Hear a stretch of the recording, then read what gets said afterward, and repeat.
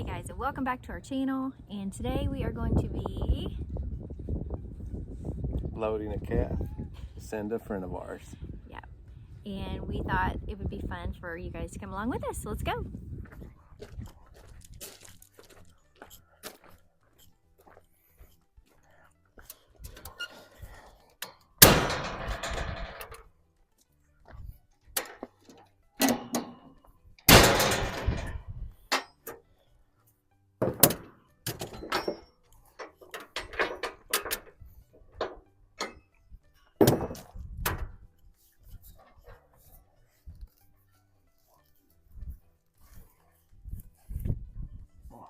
So I got to get this unloaded from where we used to over the weekend, banding the bull calf, make him into a steer. So today we got a cattle hauler coming to take away the. I'm glad I wasn't standing under that. No, I wouldn't have thrown it if you were. We got to take the cattle haulers coming to pick up the little bull calf that we're giving to a guy at church who's starting him a mini farm. He's got some goats. I think he's got goats, chickens, ducks, and turkeys. Oh. So, but he wanted a cow. So I was going to cut him because I thought he wanted him for beef, but he's going to leave him intact. He's going to try to get him a heifer. So he'll have a cow and a bull. So he'll have a calf every year. So I know how exciting it is to get started. Oh yeah. He's very excited to get him. He said that's all they keep talking about. So, but I know how it's. Remember how we used to get excited when we get like 1 or 2 cows? Yeah. And we had like 4 or 5 cows. Yeah. Every time we got a new cow, it was exciting. And then we bought. Remember that guy that was going out of business? He had like a bunch of dairy and Holsteins, and yeah, he was going out of business. Yeah. And we bought them all. Probably worst decision we've ever made. But I'm not saying. No, I'm not saying it's worst decision. It wasn't a very good. It's not a very good. I guess financial decision. Yeah, wasn't very profitable. We didn't get back what we put in. It was like if you're doing dairy calves, like sometimes people get dairy calves from dairies because they'll get rid of their bull calves, but you're not gonna raise them and take them to a sale barn or a stuff. We'd raise them to like 500-600 pounds. I thought we'd make money, but we really just got our money back what we had in feed. You know what we learned? We learned a lot, actually. We gained so much experience. We did, and we learned how to keep cows alive. Yeah. Because a lot of those were a couple days old when we got them. Yeah. So then they'd get sick, and we'd have to learn what to give them. So we did. We didn't come out ahead financially, probably in the hoe, but we learned a lot. When we got rid of that whole load and bought beef cattle, and I started getting into beef cattle. It's a night-day difference. Mm-hmm. Night and day. Yep. So, but we got a lot of experience. We did. And you can't trade that. We built a lot of fences to keep them in. Yeah, you did. Better fences. You built a barn on top of a barn on top of a barn. Yeah. During that time. Yep. And then, I mean, we did a lot here. We built fences here. We built fences on land that we lease. There's a family of ours across the road. We seeded fields. We limed fields, fertilized fields, put in feed pads for the winter, put in waters, automatic waters, even though we have ponds. Yeah. Put in automatic waters. We built corrals, put access roads in through the farm so we can get in and out if it's muddy with equipment and trucks. So, and our county helped us do that. Like, we got a program where you sign up, and luckily I got it year after year. So we was able to do a lot. I think they pay, I don't know for sure what it was, maybe 80%, something like that. But yeah, it helped tremendously in the expenses of getting started, and I'm very blessed. So, but yeah, and there's still stuff to learn. I still call a guy I know that was my teacher and science teacher in 6th grade.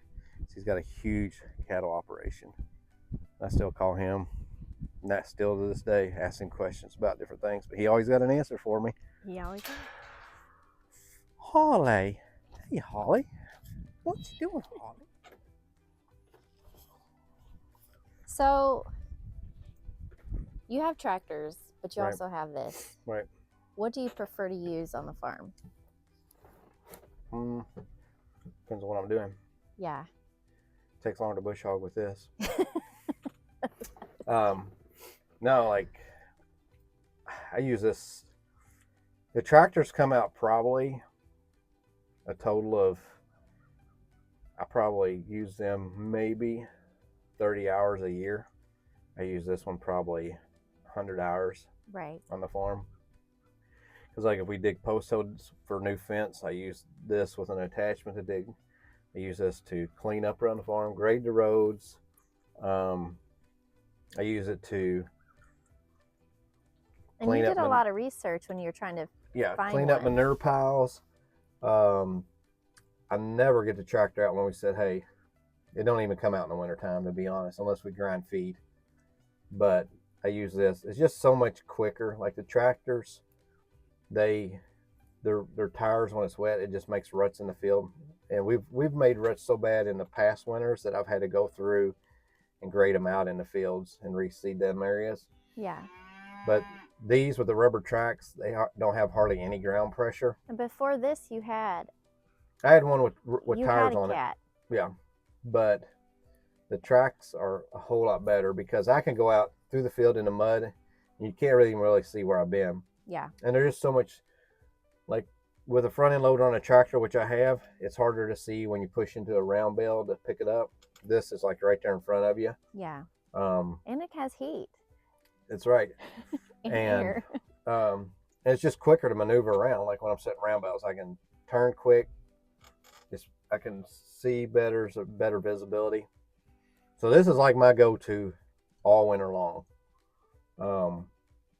And then I use it in the construction too when we build houses. Right. So, I mean, yeah. Somebody doesn't need one of these or have to have one of these to have a farm, but no, you found. I couldn't be without one with doing construction and the farm. There's just no way I could do without it. Right. And I looked at a lot of different manufacturers, and there's good things and bad things with all of them. The thing I like about this one is, one thing is the door. Like the others the door swings out. This one comes down, comes back up. So that being said, is like if you got a door that swings out and say there's like days like today, it's not cold, it's not hot, so I might not even put the door down and run the AC or heat. But if it's a nice day and you have a door that swings out, you can't lower and raise your bucket or boom because your door's out in the way. With this, it's like if it's a nice day and I just don't want to run heat or air, either one, I can just push it straight up, it comes up inside the cab over top of me, and it's out of the way. It took me a little bit to get used to. I didn't like it at first, but I love it now. Don't run over the farm cat.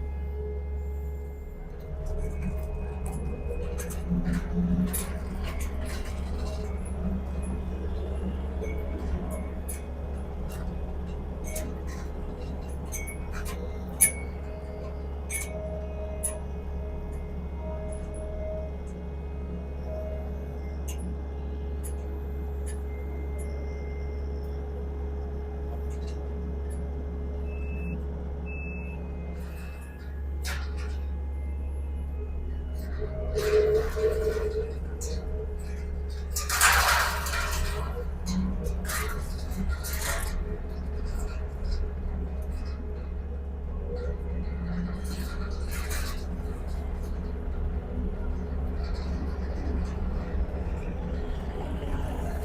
these panels over here. Those are some dirty wheels. It is.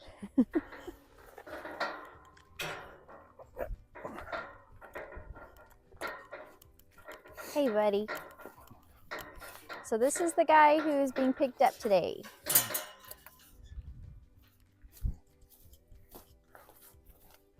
He's going to a new home today. New home. So you're just gonna make the, are you making the runway here or no? Runway, yeah. Ready for takeoff. I just make this my alleyway. The alleyway, yeah. To run the cows down. The trailer backs up there and then we run them in. But this always works. On the other side of the road? We don't have any crazy wild cows on this side, so. Yeah. I think that's one thing about farmers is they make it work. Oh yeah. They're creative and inventive, and they just make things work. If they need something a certain way, they'll find something on their farm, on their property. Well, you learn too with your cows. Like over there, those cows are they've gotten really used to the corral and the alley. Well, it's kind of funny because in the fall when we separate the calves, we run the cows and the calves in the corral. Well, the cows, once we shut the gate coming in, for a cow, if they don't know what to do, cows always want to go back to where they come from. Right. Like if they come into a gate and they don't know what's going on, they'll always go back to that gate to try to get out. Mm-hmm. But on that one, we got an alleyway with like a little sweep area, or a corral with a little sweep area and then an alleyway. So the big cows know, because what I did to train them is I started feeding them grain in there the first year I had them. And I would run them in the corral, shut the gate, and then the only way out was through the sweep and down the alleyway. And the alleyway is where the squeeze chute usually goes if we're working them at the end, if we need to get them in there and vaccinate them or give them warmer. But they always knew that was the way out. So anytime they go in there and we shut the gate, the cows, they get done eating their grain, they don't go back to the gate to come in, they go through the sweep and go out the alleyway because they know that's their second option. They know that's the way out. Well, in the fall, the calves have never been in there, so they don't know any better. So we run the cows and the calves into the corral, shut the gate. The cows get done eating, they go through the sweep and out the alleyway, and we don't even have to shut the gate at the end of the alley because the calves won't go down it because they don't know what it is. Mm-hmm. So the cows, they all go out, and within 20 minutes or so, next thing you know, all your cows are back out in the field picking, and all the calves are still in the corral. Just because we've taught the cows. Yeah. So it's a way we've trained the cows. And I remember you all were training them before. Yeah, the calves and cows actually separate themselves that way. You needed to use it. You were like training them to go in Right. and then back out, and then in and back out. And it's worked out really well. So we don't have to. We usually separate those really. We don't even run them down this alleyway to separate them. We just stand at the gate, and they know when we open the gate, they go back out. Isn't that funny? It's like it's two herds across the street from each other, and you have to. Yeah, you got smart ones and you got not so smart ones. Cows are very smart. Yeah, sometimes. And sometimes you get frustrated because they don't seem to be very smart. But no, then sometimes they can figure a way out of something. They know, yeah, if something's out. Like even when I work cows, I usually just try to have me and Dad because they recognize us both. Like if you throw a third person, a stranger in the mix. I think you're talking about me in there. No, not necessarily. But if you're trying to work cattle and you throw a third person, a stranger in the mix, they get very spooked because they know something's off. Yeah. And sometimes they know if the cattle trailer's coming in that something's going to happen too. So we usually try to have them all separated and done at that point.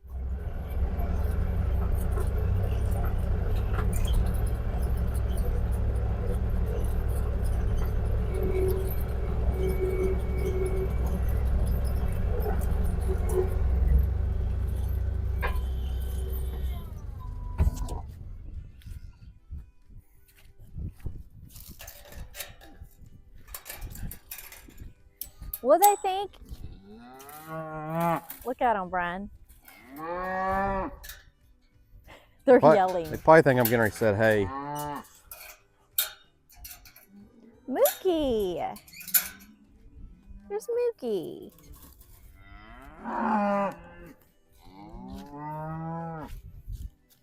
Here comes the rest.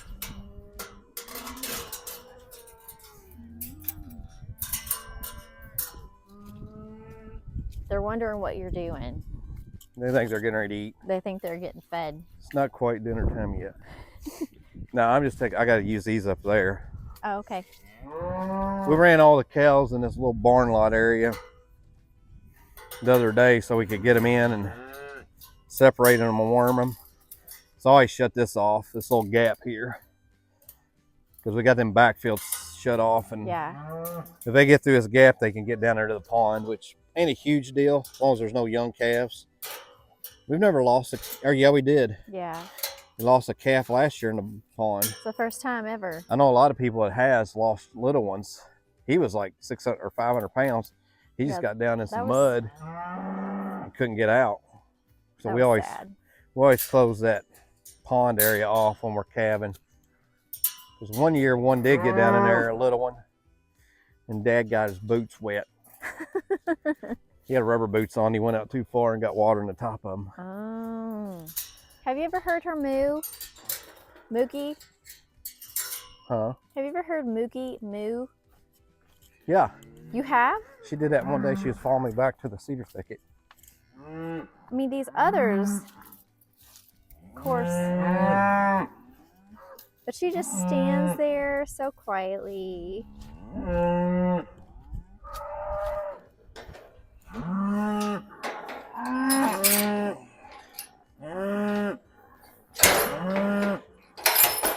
you hear that? She's gonna pass out if she don't breathe. I know. Sounds like a chainsaw.